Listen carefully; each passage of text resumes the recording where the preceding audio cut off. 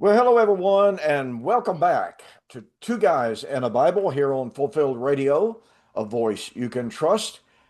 We appreciate you being with us so very, very much. My name is Don K. Preston. Over there in Memphis, Tennessee, is William Bell. William, how you doing this evening? I'm doing very well. Had another one of these house incidents, and so I just left there, trying to get some water uh, vacuumed up from a burst Oh, pipe. How you like that? oh. Cold weather? Did it bust because of cold? Yeah. Wow, it hasn't been that cold. Matter of fact, right now it's 54 degrees here in Ardmore, Oklahoma. Well, I think it must have happened last night or something. It was, I know we got down as low as 19 degrees at one point. Whew. Yeah, that's way, way, way too cold for me. Yeah. Yeah, a good friend of mine up in Canada, he said about 3 weeks ago, wintertime hit, and he said it hit with full force. Yeah, I So, was talking to Chris today, and he said they had lots of snow, in the New Jersey area. wow.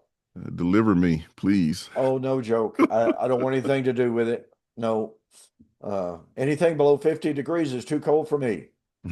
So, all right, William. Anything exciting going on in your world? Any outstanding correspondences or anything like that? No, none that I can think of at the moment. Okay. Well, it's been a busy week for me. Very, lots of interesting exchanges and what have you. But Hmm. I would say nothing outstanding, but nonetheless, a lot of exciting things going on. People contact me, excited about discovering the message of covenant eschatology and what have you.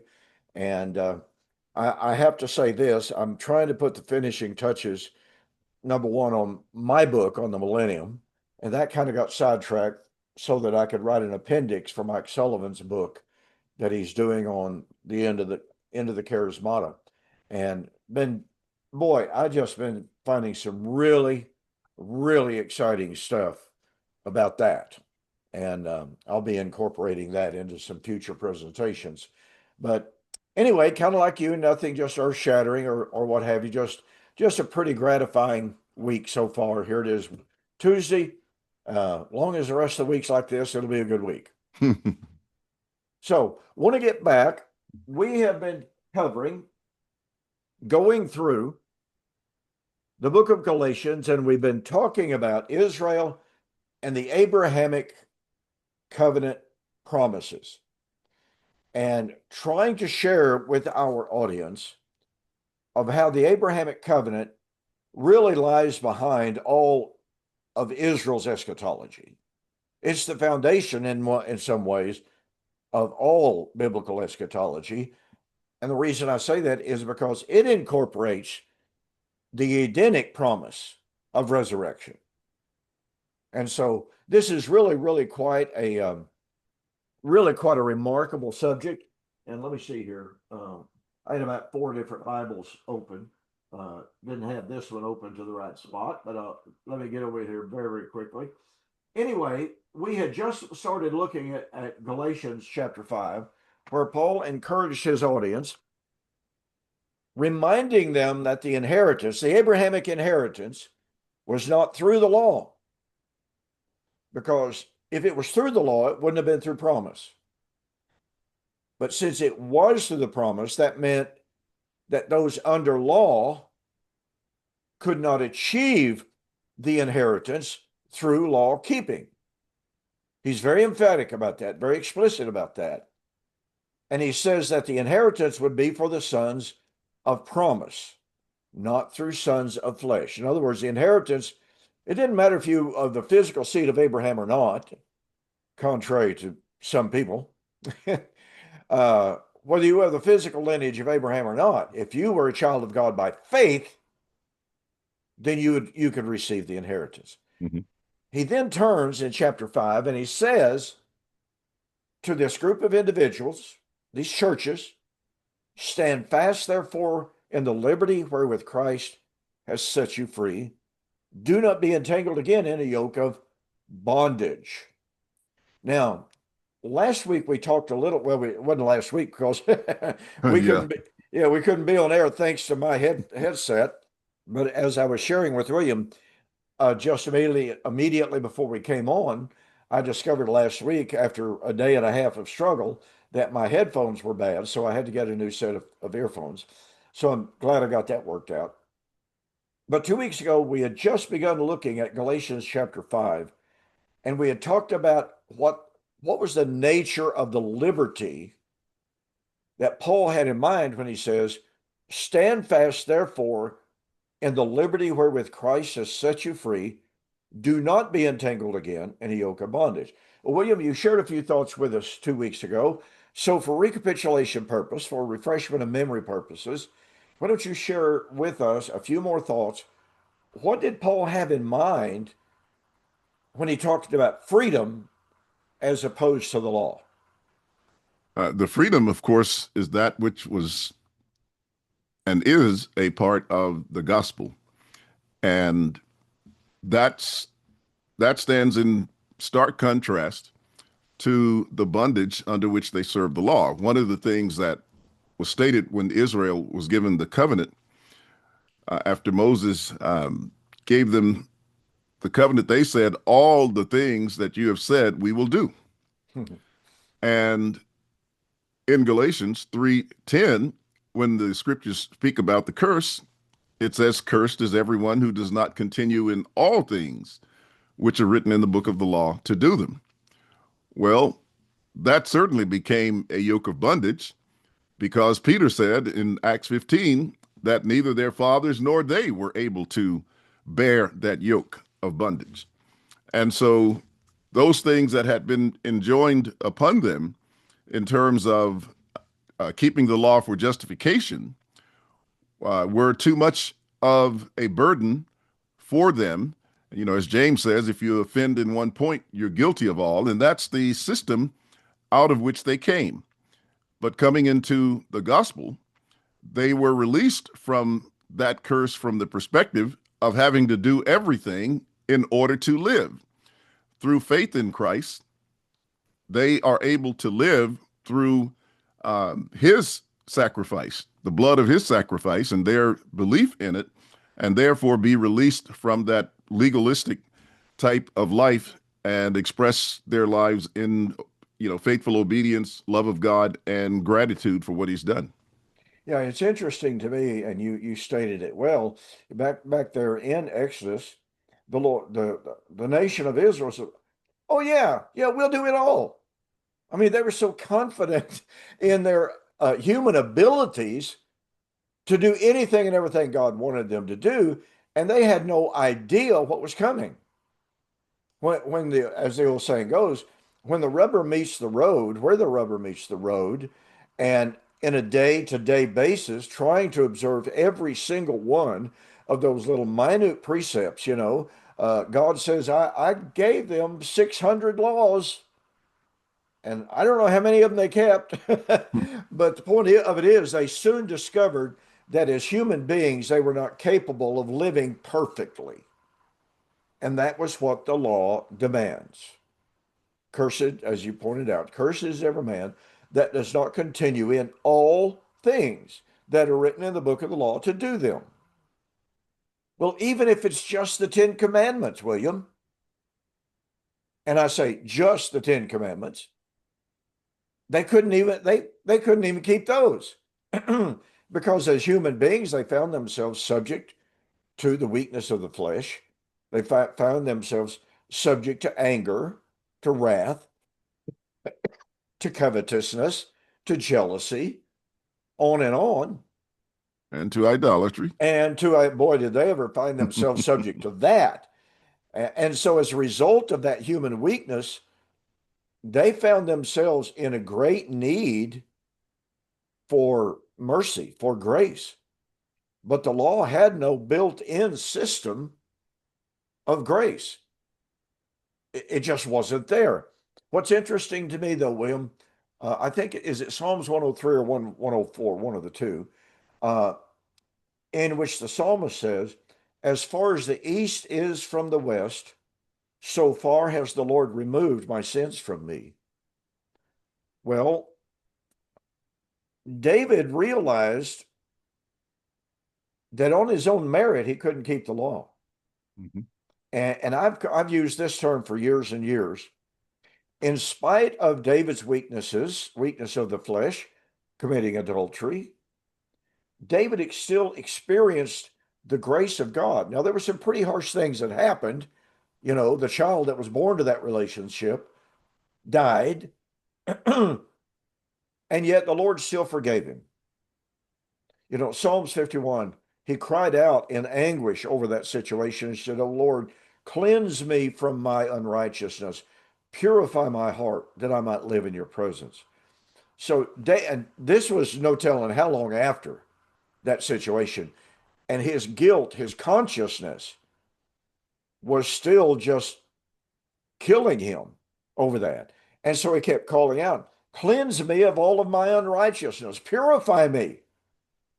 David was crying out for forgiveness, but he knew that the law itself didn't provide it. So, my term for what was happening on so many different occasions, just like David's, was I call it grace between the lines, where the line by line letter of the law didn't provide forgiveness or grace or mercy. But God, in his mercy, provided grace and mercy at different times. You think that's a fair assessment? Yeah, I mean, it's very much so in dealing with Israel and their sins that he offered them forgiveness, he offered them grace, and that's how they were able to continue on. You know, Daniel, prayed not only for himself but also for the entire nation, acknowledging the fact that they had transgressed against God, and from that perspective, they are appealing to his mercy, to his grace. Even, as we've discussed, that was available for those who were outside that sincerely came and prayed to God for forgiveness. First Kings 8. Yeah. First Kings 8:41 to me is a very, very powerful text in which Solomon said, praying to the God of heaven, what nation is there that has a God like us? Mhm. What God is there that is a God like you? And if any man from any nation that is not of the seed of Abraham comes here to this place and prays to you, grant him his desire, grant him his wishes. Um, that was not certainly the later view of Israel. When they became so discriminatory and they built up that middle wall of petition so that no Gentile could ever enter into the court of Israel. And, our friend Holger Neubauer says he believes that middle wall of petition was a later invention, a later um, installation that sprang out of Israel's separatist and exclusionary attitude against other people. So here is Paul speaking to people who, as much as they liked and loved the Old Testament law, David said, "How love I thy law," Psalms 119, yet they still understood that it was a burden, that it imposed on them regulations, imposed on them, as Peter said in Acts chapter 10 there that you cited a moment ago, you know, why do you put a burden, a yoke on the necks of the apostles that neither we or our fathers able to withstand? That's Acts 15, not Acts 10. But anyway, so there is this message of freedom. Now, William, later in this very chapter, Paul is going to have to say, now the works of the flesh are manifest, which are these, and he gives an entire litany, a list of the works of the flesh. And he says, "Do you not know that those who do such things shall not inherit the kingdom of heaven?" Well, isn't he saying, hey, look, here's some things you're not supposed to do? Isn't that restrictive? Isn't that a burden? Isn't that law? Well, it's restrictive in a sense, but as you've spoken and as we've discussed, there's forgiveness in that situation. But in terms of there being the works of the flesh, if they're categorized under the law, of course, there was no uh, forgiveness in terms of the ultimate atonement that would come about, or until the ultimate atonement came about. And that's why they were desirous of receiving, the forgiveness of sins, because that was the inheritance that God was going to give from that point of view. Okay. But And yes, in terms of the those actions, that's restrictive if a person is, willing or willful in practicing them. okay, the point that I'm looking at here is that some people, many down through time, there were people in Paul's day Hmm. who took all of this talk about liberty and they said, oh, well, yeah, let's go out and sin so that grace can abound. Yeah. Grace is abundant. My goodness gracious, look how much God's grace covers. It'll cover anything and everything. Didn't Paul himself say, you got that it was his prayer that they might come to understand the breadth and the width and the depth and the height of the love of God? Yeah. So let's go out and sin. Party. And what was Paul's response to that? Even though no one taught grace more than Paul.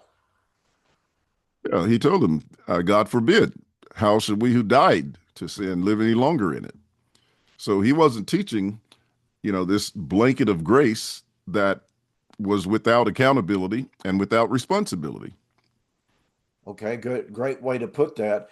And yet, interestingly enough, William, I had somebody telling me over the last few days that I need to acknowledge salvation without any works of obedience. That doesn't work. Whether you're looking at James 2 or Hebrews 11, and pretty much any of the texts when you really get into them, but you have a great example in Hebrews 11 when it gives what we call sometimes the honor roll of faith. Every one of those passages speaks of by faith and then says they did something. By faith, Abraham and Sarah and the patriarchs went out. By faith, Abel offered. By faith, Noah built an ark, etc. So it was Yeah, always an act of obedience, which demonstrated their faith in God, and they're willing to comply with what he required for them to achieve the promise or the blessing that he held out for them. I've always been struck by the story of Abraham and Isaac, and of course, it's one of the most famous stories in all of the Bible, obviously. Um, but when Abraham took Isaac up on that mountain, lifted his hand with knife to take Isaac's life, Yahweh said something at that time. He said, now I know that you believe. That's a remarkable statement, is it not? Oh, yes. And yet we're told Abraham, see, what is it? Genesis 22:6, Genesis 15. Abraham believed God and it was counted to him for righteousness. When was it counted for righteousness? Was it simply as Abraham sat in his tent and said, oh, yeah, I believe in Yahweh? No, it was when he offered Isaac on the altar. Yeah. And that's the key behind that statement. Now I know, because it was God who intervened to prevent Abraham from carrying through on the act that he was determined to do as a result of what God had said. And had God not done so, then Isaac's throat would have been slit. Yeah. So You know, that's, I'm always reminded in discussions like this of what Paul said in Romans 6:17. God be thanked that you were the servants of sin, but you have obeyed from the heart that form of doctrine which was delivered to you. And then he adds a statement, being then made free from sin. You became the servants of righteousness.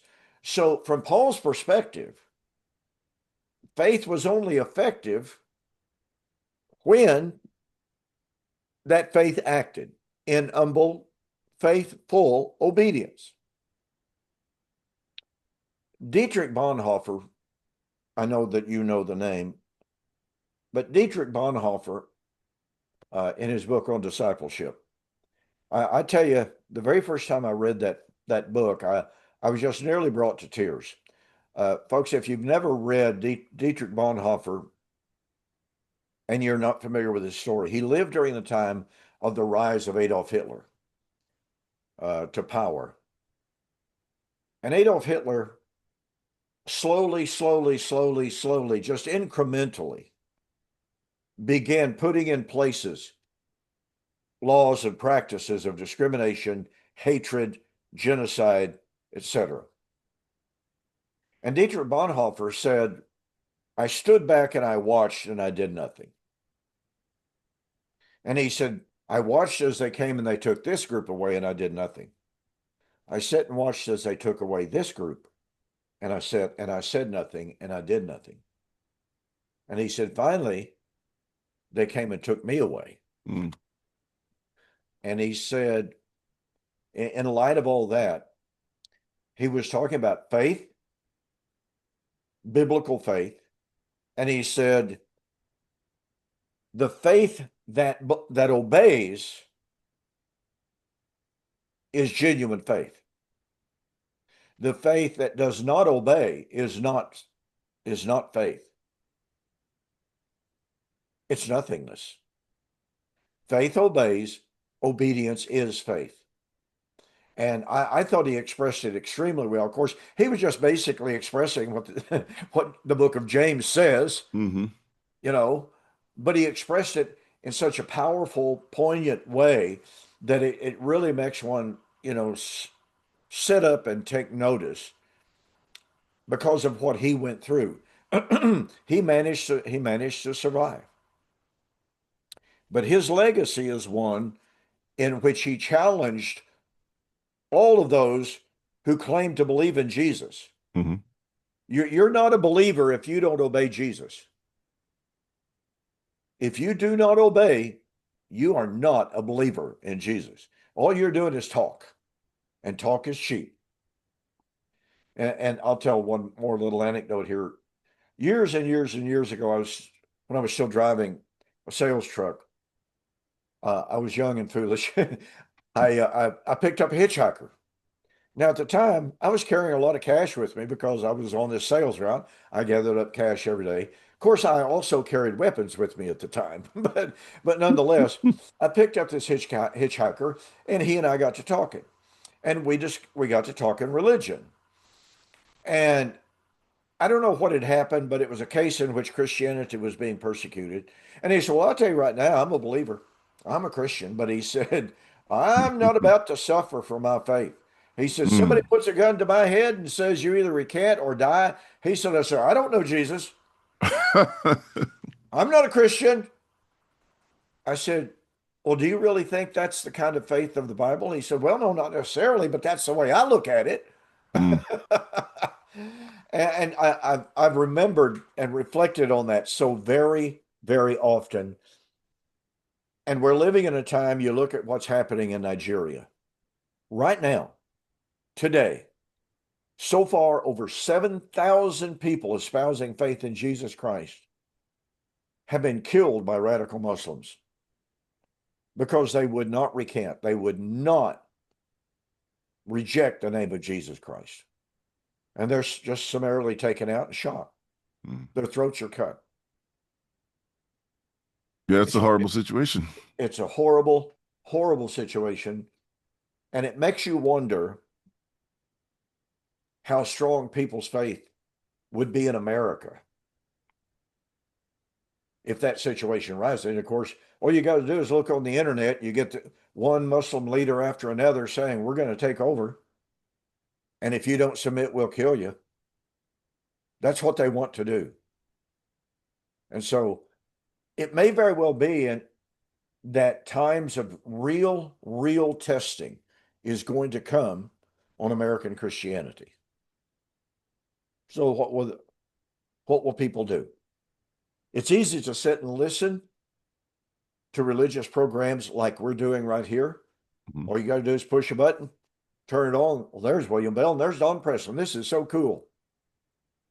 So what will happen if that time of testing comes, even right here in America? Just what happened over there in Australia as two radical Muslims took guns and started killing people at random, but most of them, would claim the name of Christ. Other examples of radical Muslims killing Christians. And yet they say that's what they want to do in America. What will Christians in America do? We rejoice in the freedom of Christ. What about the testing of Christ? I think that's a legitimate issue. Yeah, it's always potentially, you know, one that will occur at any point in time. You really don't know when it might occur. It happens more regularly in other countries where they have that influence of uh, whether Muslims or a government attacking them and destroying them, but usually some religious group that's doing so. And what amazes me is the fact that most of them stand. Most of them will not recant in a situation like that. And so that's very powerful. And as you say, the question is, what of our faith? What would our decisions be? What would our actions be in light of that kind of, direct confrontation? Yeah, I'm reminded of what happened, of course, in the first century and even immediately after the first century at the times of some of the severe persecution. And we are told how, due to the faith, the fortitude, the power, and the peace of Christians going to their death at the hands of their enemies, and they would be given the opportunity to recant. And what's that famous example of Polycarp? Polycarp in the 90s. Polycarp was about to be put to death. The Roman authorities, as the story goes, gave him the opportunity to recant, to deny Jesus.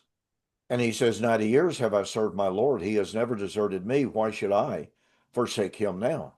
And with that, he was put to death. Hmm. So that kind of faith and that kind of peace in the face of persecution wound up converting countless numbers of people. Instead of having the effect of driving people away, it attracted people. And it's historically true that the church has been more powerful, more courageous in times of persecution than any other time. Let's face it, American Christianity is fat and lazy. I don't know of any other way to put it. We just we don't want to be challenged. You talk to people, and you, for instance, you start sharing with them the message of covenant eschatology, which you cannot explain in 25 words or less in any systematic way. And I just had one fellow tell me, wonderful guy, faithful member of the church, but he said, Don, that's too complex for me. That's just too deep. He said, if I can't, and these were his words, he said, if I can't understand it in 25 words or less, I don't think that's the gospel of Christ. And I just told him, I said, he's dead now. But I said, listen, brother, that's not the simplicity that the Bible talks about. And I said, you and I are living so far removed from that situation, and we're dealing with concepts and complex principles, ideas, themes, motifs, and what have you. It takes time for us to dig into them and to understand them. That's true. So I said, to think and to say, oh, well, the gospel's got to be so simple that I can explain it in 25 words or less. Well, I can say, you know what? The Lord came back in AD 70. But how does that explain anything? Not very well. Okay, so let's move on a little bit. Paul then makes some rather remarkable statements. And let's remember the historical context here, folks. Paul is dealing with a historical concept in which Christians are coming out of the Jewish synagogues. That is to say, they were Jews who worshiped in the synagogue. They have been faithful to Torah all of their lives. Now they've come to believe that Jesus is the Christ, the Son of the living God. They've taken a stand for him, but now they're being persecuted for that faith. They're being pressured to come back under law. Paul goes into that in Galatians chapter 4. Why do you desire again to be entangled into this yoke of bondage? Pardon me. He said, you once again observe days, weeks, months, and years. That's Torah.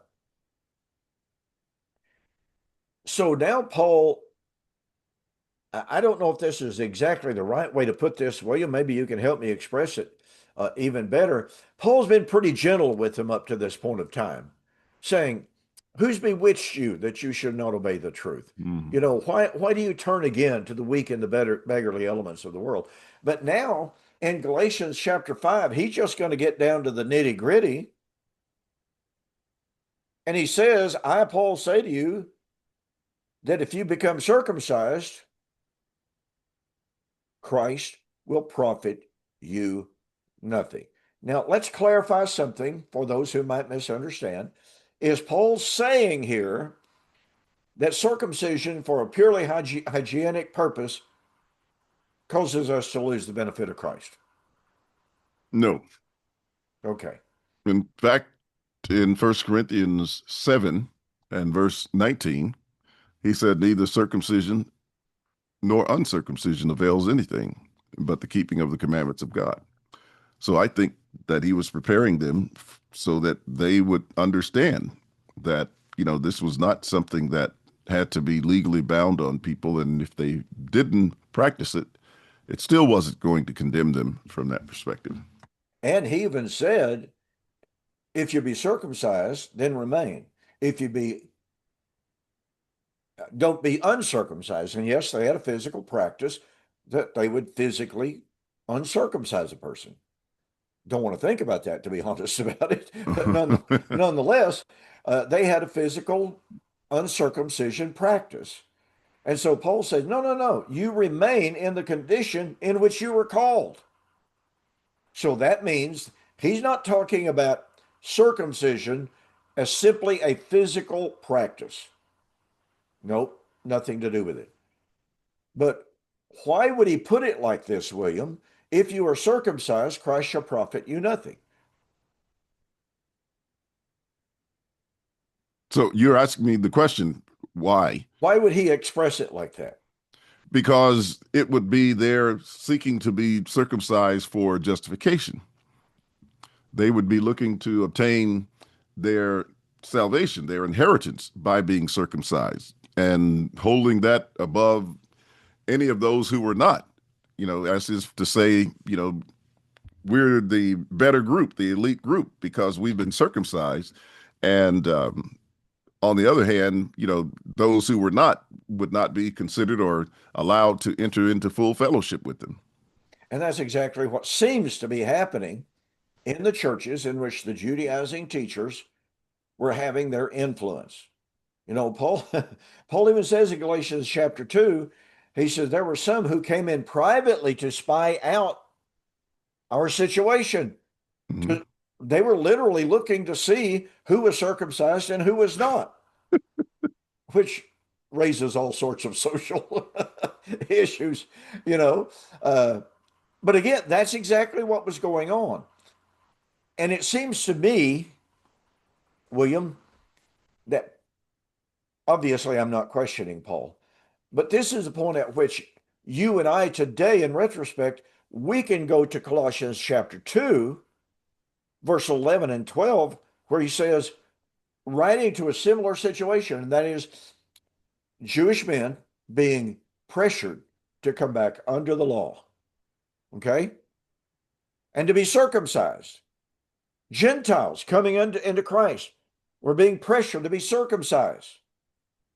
And Paul writes to them and says, you were circumcised with the circumcision not made with hands, and putting off the body of the flesh, which I think is the more proper translation there, Mhm. but with the circumcision of the heart. So he could literally, legitimately say, brethren, listen, you don't have to be circumcised physically. You've been circumcised spiritually. And he places that at the point of baptism in Colossians chapter 2, being buried with Christ by baptism, wherein also you were raised with him through faith in the operation of God. And so Paul has this concept of circumcision to counter these Judaizers. The Judaizers were saying, oh, physical circumcision, because that's the law of Moses. And Paul's saying, well, yeah, it is the law of Moses. But, he said, you've been circumcised with the circumcision of Christ. Mm-hmm. Juxtaposing those two concepts. Now, here's a question, William. Since we're dealing with the Abrahamic inheritance and the Abrahamic covenant, didn't Abraham have the law of physical circumcision? He did. Jesus Okay. even said on one occasion, he says, you circumcised not because it is of Moses, but because it came from Abraham. And so he was showing, you know, from that perspective that Abraham was initially given in Genesis 17 that requirement for circumcision. Okay, then the question therefore becomes, and maybe some Torah observant people today would make the argument, okay, we don't talk about circumcision as an act of obedience to the law of Moses per se, even though they are Torah observant. We do it because it was part of the Abrahamic covenant. So how would you respond to that? Well, if they're still doing it, because Abraham's covenant says everyone who is not circumcised will be cut off from the people. So if they're, which is in essence to me, still saying it's circumcision for justification. Sure it is.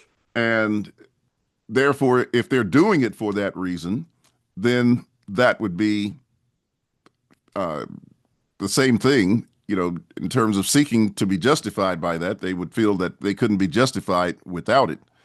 But if they're doing it, as you said, for, you know, hygienic purposes, then, you know, that's fine. I don't, you know, I've been wondering whether or not it could also fall in the line of being a cultural practice as opposed to, you know, sort of a legal one, and whether or not that would fall under the same category. I haven't thought the whole thing through, but it appears that there could be cultural associations with it as well. Well, don't we For have examples of that with Timothy and Titus? yes, And I see that as Paul accommodating, quote, culture. But when it came down to religion, he says, absolutely not. I'm hmm not going to have Titus circumcised because the Judaizers were saying, we got to have this young man circumcised. And Paul said, no, I'm not going to do that. But Timothy, he did because that was part of the acculturation, hmm the culture in which he was raised, and nobody was saying you've got to do this to be a Christian. So I see what you're saying there, and I understand that particular concept. I guess my question would be, how is it possible to say if you're circumcised to keep the law of Moses, then Christ shall profit you nothing? But at the same time, physical circumcision was a command, a covenantal command to Abraham. So if we are recipients of the Abrahamic promise today, would that not mean physical circumcision? I'm playing the devil's advocate here, obviously, but no. I wouldn't say it would demand physical circumcision. One, if they expressed their faith in Christ, that would be one example or situation where it demonstrates that their dependence is not on circumcision. And the other, in connection with that, would be the fact that they, particularly as Jews, wouldn't try to bind that on Gentiles. So that to me is saying that they recognize that whether this is a cultural practice or whether it's done for, medical reasons or whatever, that it's not a requirement among them. And the circumcision of Abraham is still, and when I say the circumcision of Abraham, that's what you just explained in Colossians chapter 2, because that's how one receives the promise and is connected to Abraham through the circumcision of Christ. So, that may not be getting to what you're asking. I'm still No, trying no, to figure. I think it is. And to carry that one step further is that Abraham acted in faith. Okay. Abraham believed God, and it was counted unto him for righteousness. Hmm. And here's where we get, I think, into the type and the antitype of the actions of Abraham. And the reason I say that is because watch what happens. You have Abraham, physical circumcision. Physical circumcision was assimilated into, became part and parcel of the warp and the woof of the Mosaic law, right? Hmm. But the law of Moses, all of its commandments, all of its practices, for instance, the feast days, were typological, okay, and pointed to spiritual realities. So the point that I would make is that even though the Abrahamic circumcision was assimilated into Israel, that would mean that the physical circumcision became a type of the spiritual circumcision. Does that make sense? Yeah, I see your point. Okay. Well, that's the way that I have tried to work through that, and understanding that Abraham was before Moses. Abraham had physical circumcision. Israel had physical circumcision. But there's another added element here in Jeremiah 5, Deuteronomy 10, and in other places in the Old Testament. What did God call on Israel to do? Circumcise your All right. heart. In other words, he was saying to them, okay, physical circumcision, that's here, that's now, that's part of this culture. That's part of the law. But what I really, really honestly want from you is not that. I want the circumcision of the heart. So that in other words is pointing to the antitype. If I'm understanding those passages correctly. Hmm. It just, to me, that makes really, really good sense. And to follow up on that, all of the promises to Abraham were twofold, right? We've developed this a couple of weeks ago. There were the Abrahamic inheritance was two-tiered. There was a physical Right. land, okay, the physical seed, the nation, but there was also the spiritual and the ultimate promise of the heavenly city and the heavenly country and the seed were all spiritual. Hmm. So I see that playing out in regard to circumcision as well. Thoughts? Yeah, well, I mean, obviously, so you could you could do like I do. We used to talk about the Ben Franklin close when, as a salesperson in my sales history, and that's, I sold insurance and mutual funds back in the day. These intangibles that sometimes people couldn't see the value and the benefit of them. So what you do is you draw a line down the center of the page. You list all the disadvantages on one side and you put all the benefits on the other side. And obviously, in those situations, the benefits were supposed to outweigh the disadvantages, and that was the easy decision to make.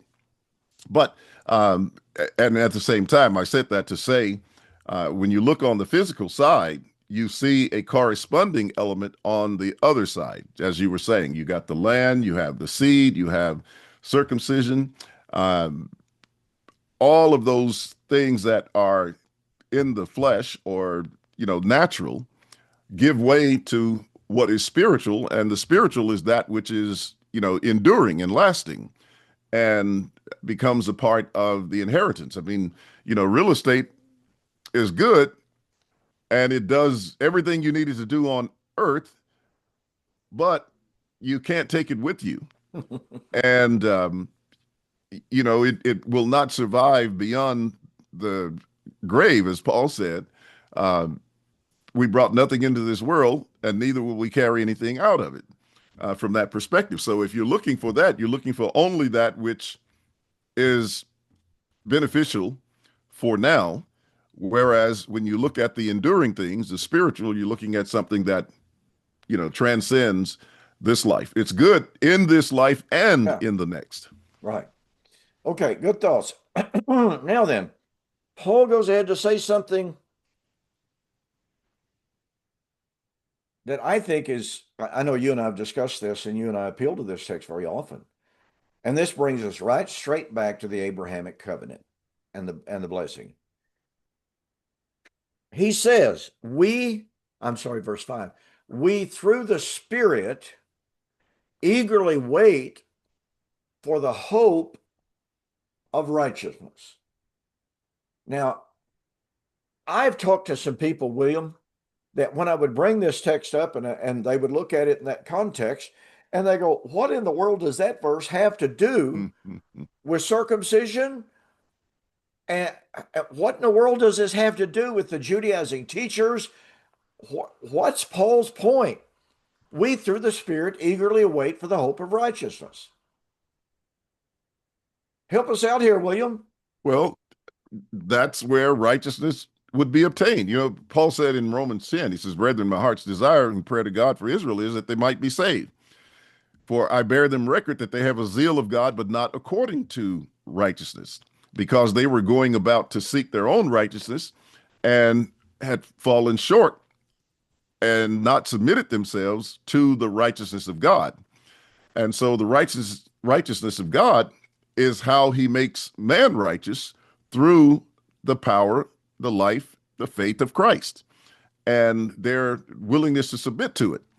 And so when he speaks of the hope of righteousness, and this passage always fascinated me. I always, even before I connected it with Daniel 9 and other such passages, Psalm 17, I just like the idea that it was a part of that uh, initiation into the faith, that inaugural part of the faith. And yet here they are in Galatians beyond the time of their baptism, saying and talking about the hope of righteousness. Because, as we understand it, as we've discussed, people say the atonement happened at the cross. It was completed at the cross. We, of course, agree that it starts in the cross and the shedding of the blood of Christ, etc. But that process is not completed until the time of atonement. And that's the same way with righteousness. Righteousness begins from that perspective. But even as we were saying in Romans chapter 6, when we were looking at that text in terms of dying with Christ in baptism, he talked about being planted together in the likeness of his death, and they would rise in the likeness of his resurrection. And that was pointing to the consummation of the righteousness that starts in that process. So the hope of righteousness is, it's really, really powerful, and shows that was a part of the Spirit's work along the line of bringing them into resurrection, because that's in essence, what it boils down to. Yeah, I'm reminded of Romans chapter 4, the very last part of the chapter, Mm-hmm. where Paul says some remarkable things, and he's talking about Abraham, and he says, not being weak in faith, he did not consider his own body already dead, since he was about 100 years old, and the deadness of Sarah's womb. Now, just to think about that situation, when the angel says to Abraham and Sarah, you're going to have a kid, you're going to have a child. He's 100 and she's 90. They laugh. Well, wouldn't we all, for crying out loud? But anyway, all that aside, he nonetheless did not waver at the promise of God through unbelief, but was strengthened in faith, giving glory to God, and being fully convinced that what he had promised, he was also able to perform. Therefore, it was accounted to him for righteousness. Now, it was not written for his sake alone that it was imputed to him, but also for us it shall be imputed. Now, if I remember correctly, William, maybe you can help me out here. Does the Greek text not say, but for us who to whom righteousness is about to be imputed? I Well, wait a think minute. that's correct. Wait a minute then. Hang on here. If the moment of our conversion, if we achieve the righteousness of God, then how in the world could Paul writing to Roman Christians in the 60s, and they've been Christians for who knows how long, Mhm. probably since the mid 30s, and yet Paul says righteousness was about to be imputed to them. Well, that segues beautifully back to Galatians chapter 5. We, through the Spirit, are eagerly. Now, the Greek of that text, when Paul says we are eagerly awaiting, it is from the Greek word apekdekomai, which means an eager, expectant looking for something. It's not, well, I'll just lean back in my easy chair. It'll get here one of these days. There was something about what Paul was saying that there was an imminence to it that cannot be denied. And what was imminent was the imputation of righteousness. Well, that means that the atonement had not yet been applied. Is that a correct way to express that? Can you have Yes. righteousness without the atonement? No, you can't. Okay. So while they were expecting that the atonement or righteousness was about to be applied to them, and he says we are eagerly looking for the hope of that righteousness. And he's writing in two books, and you look at Galatians, and as early as 49 AD, the book of Romans, maybe as late as 57 AD, somewhere along in there. Well, that's quite a disparity, but it's something that they were still eagerly looking for. So, to get back to the point, if the atonement was 100% consummated at the cross, then at the very point of conversion, a person should have been fully, wholly the recipient of righteousness. Not what Paul said. That's correct. Now, William, you hinted at it, and I know the answer, obviously, but where did that hope of righteousness spring from? It sprang initially What's the from Old Testament text? You Psalm mentioned 17. Oh, Psalm Daniel 17. 9, Psalm There you go. 17, There you go. 15, and Daniel 9. I messed you up with the way I asked the question. Okay, expound on Daniel chapter 9 there, why that relates to Romans chapter 4 and Galatians chapter 5. And we throw in 2 Timothy chapter 4. I've fought a good fight. I've kept the faith. Henceforth, there is laid up for me a crown of righteousness. Yeah. Well, in Daniel 9, of course, he talks about the blessings that were to be received within the 70 weeks, saying that 70 weeks were determined for your people, for your holy city, to finish the transgression, to make an end of sins, to make reconciliation for iniquity, and to bring in everlasting righteousness. Well, righteousness, of course, was also to be obtained within the new heavens and new earth. Now, that really should cause particularly the futurists to take a step back because they put the new heavens and new earth, the arrival of it, into the future. And yet the text says it's within the new heavens and new earth where righteousness dwells. And that was their hope. But you see, that was already becoming a reality. and it was about to come. So if the text is saying they were hoping for that which was about to come, and the their sins, you know, or he was about to impute righteousness, then that meant that the new heavens and new earth was about to come. And that's really, really, very powerful when you look at it. And I had someone the other day, we were talking about resurrection, and they just put a litany of things down, not one single time statement in everything they said. All of this is end time, all of this is future, etc. But they wouldn't acknowledge a single time statement. But that's, that really undergirds what, or yes, what Daniel said when he said within the 70 weeks. Now we're looking at this time frame in the new covenant. These are passages quoted from Daniel. Galatians 5:5 is from Daniel. Second Peter has roots in Daniel. First Corinthians 15:34, awake to righteousness, back to Daniel. Second Timothy 4, Daniel. So all of these passages are there. And that's what they were hoping for, but it was about to happen. It was about to come. I think lying up behind all of this, William, and it's one of those things that, the more we study, the more we see all of the interconnectedness of all of these passages that you've listed so well there, is Galatians chapter 3, 20 and 21.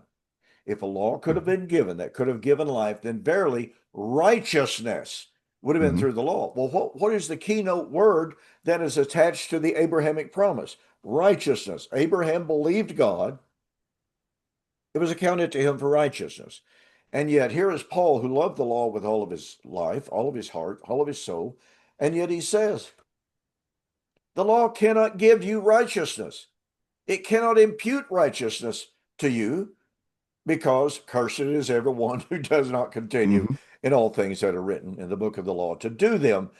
So I look at Daniel 9, and here is Daniel, and he is acknowledging, Lord, you have been righteous and holy and just to bring all of these punishments upon us because we violated the Torah.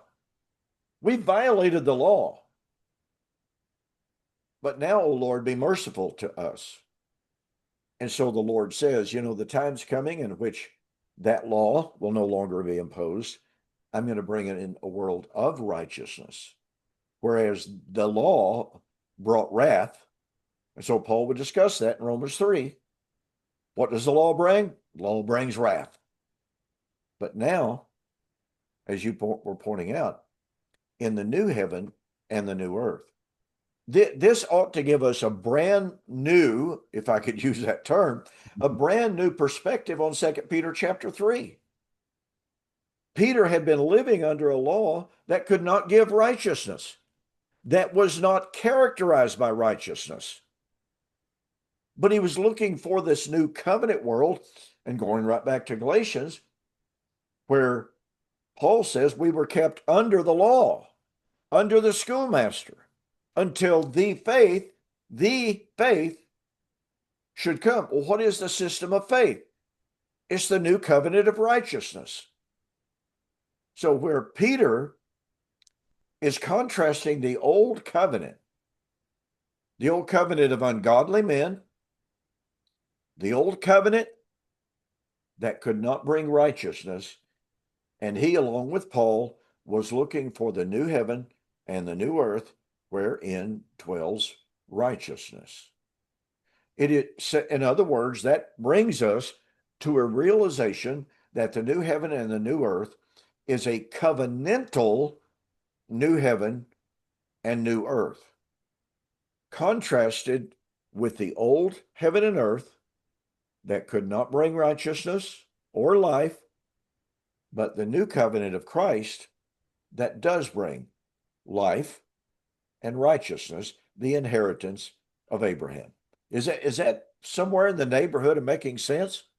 Oh, yeah, definitely. I was sitting here also thinking when you mentioned the fact that the law brings wrath.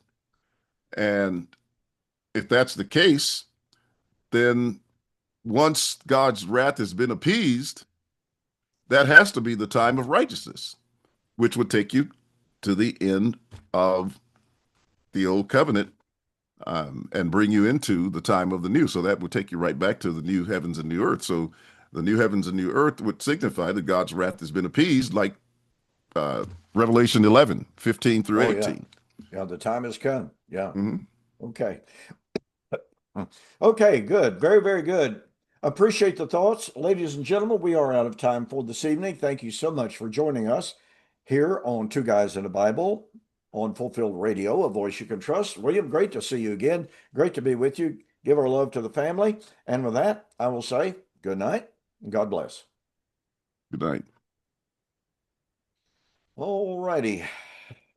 Okay. Yeah. You know, long as I've been studying, long as you've been studying, it was just recently that new heaven, new earth wherein righteousness dwells hit me like a ton of bricks in the Mm. context of Daniel 9. Hmm. Daniel's in captivity because of unrighteousness, and just, man, just flooded in on me. And it's just like, well, duh. Oh, goodness gracious.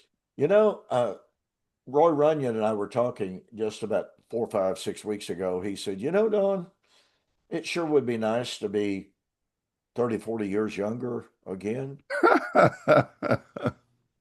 And I said, I would particularly like to be 30 or 40 years younger and to know What you what know now. what I know now and to build on what Yeah. I know now for the next 30 or 40 years. Yeah, that would be nice. But anyway, just about the time you think you've got one little sliver of things figured out, you're done. you know, you got to leave this world, and it's just the way it is. David served his own generation That's and fell right. asleep. Yeah, and then he fell asleep. Yeah. Okay, man. I think I'll go fall asleep. As a matter of fact. Yeah, I think I'm going to go and get me a little bite to eat because I've been out all day. Yeah. Well, it's time for me to eat as well. Well, good night, Yeah. brother. All right. Good night.